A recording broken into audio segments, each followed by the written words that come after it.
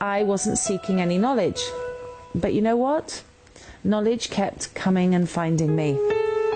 One of the most amazing places that I was getting dawah from was from Somalian taxi drivers. In London, the majority of taxi drivers in North London are Somalis. And may Allah be pleased with them, because they are the secret army of Islam. Right now, as I'm speaking to you, somewhere in the world, a non-Muslim man or woman is getting into a taxi cab, and the Somalian taxi driver is sharing a hadith of the Prophet sallallahu alaihi wasallam, and that person is being filled with curiosity at least, and possibly even love for Islam. So I would get into these taxi cabs and I would say salam alaikum because I'd been to Palestine, and the driver would always be interested. You speak a bit of Arabic, oh, you know a bit of Islam. And then they would say, as the Prophet said to his wife Aisha, da da da da da. And they would give me a hadith or a surah from the Quran. And it got to the stage where I looked forward to getting into these taxis and learning more. You see, my heart was being softened for Islam. Of course, each of us must have a relationship with the Quran. And I did open the Quran before I came to Islam, but only once. I was given a Quran on the streets of Al-Quds, Jerusalem, by a young Palestinian man I'd never met before and I'd never see again. He said, "This is a gift to you from the people of Palestine. Don't forget us when you leave us." When I got home, I opened the Quran. I washed my hands. I didn't know about wudu, but I opened the Quran and I thought, I like the Muslims. They're good people. Let me find out what their book says. But Al-Fatiha seemed strange to me. I turned more pages. The book seemed to be shouted commands, and the voice seemed rather threatening. I felt scared. Imagine being scared of the Quran. But you know, Allah is the all-knowing and the all-wise. And if you come to the Quran in disbelief, or Allah has not prepared you for the Quran, it's not open to you.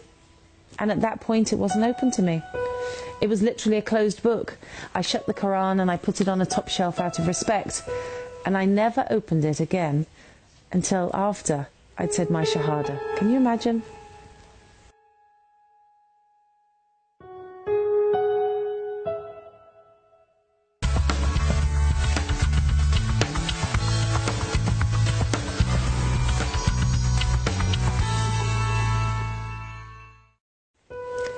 In 2008, I got an email that would change my course of my life again.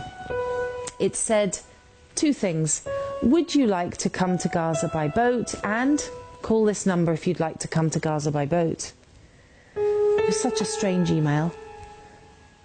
No boats had been to Gaza in Palestine for 44 years, because before that the Israelis had blown up the only boat that was going to go there in the 70s and had killed the organisers who were trying to sail to Palestine.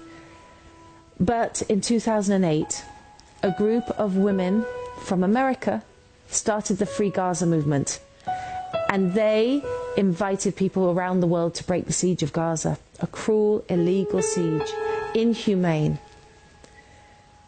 The two boats left from Cyprus, and guess what? I was on one of the boats. I did call that number.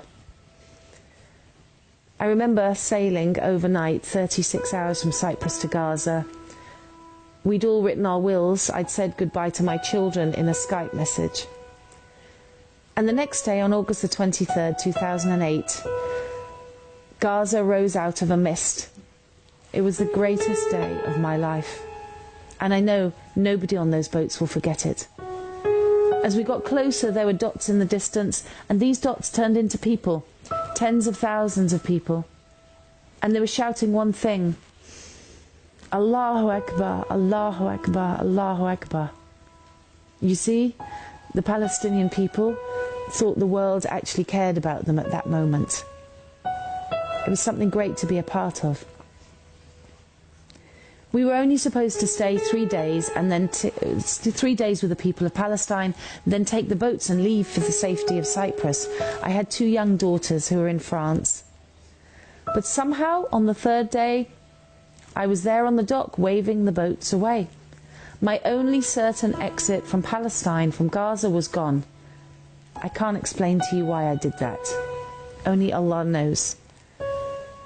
It took me 30 days to leave Palestine. The Israelis wouldn't let me leave Eretz crossing, and the Mubarak regime guards would not let me leave through Egypt. I was trapped. I was trapped in Ramadan, in Gaza, with Muslims under oppression. And what a lesson that would be. Subhanallah. I thank Allah every day for that opportunity to be with the greatest Muslims of the Ummah today, the people who can teach us all the meaning of Alhamdulillah, the meaning of Al-Fatiha. That's in Gaza right now. I remember one night I went to have iftar with a very poor family in a place whose name I remembered, Rafah, the refugee camp where you may remember Faris Odeh had come from.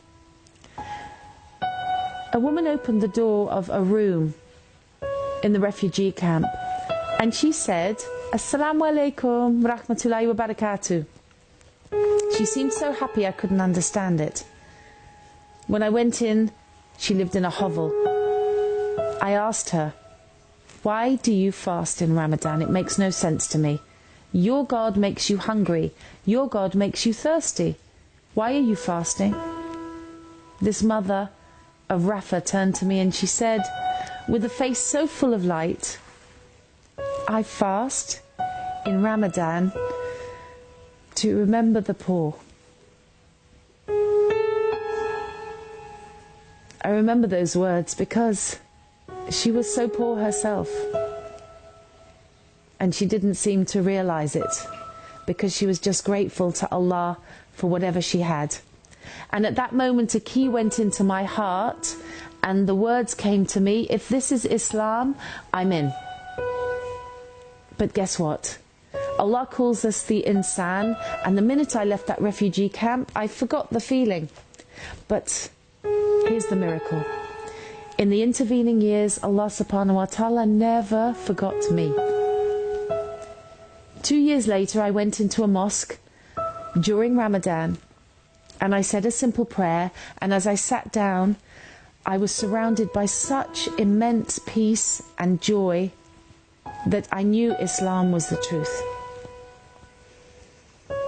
7 days later, in London, I went into another mosque and I said the words, La ilaha illallah Muhammad Rasulullah, and I became a Muslim.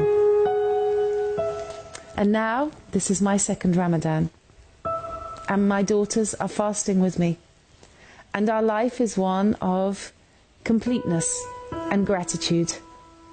Gratitude to Allah for guiding us to this beautiful faith, and gratitude to all of you for being my sisters and my brothers. So I make dua that, like me, you will today recognize that Alhamdulillah is the strongest word we can be saying. Because you and I, we have freedom. You and I, we have children who are well. You and I, we have Islam.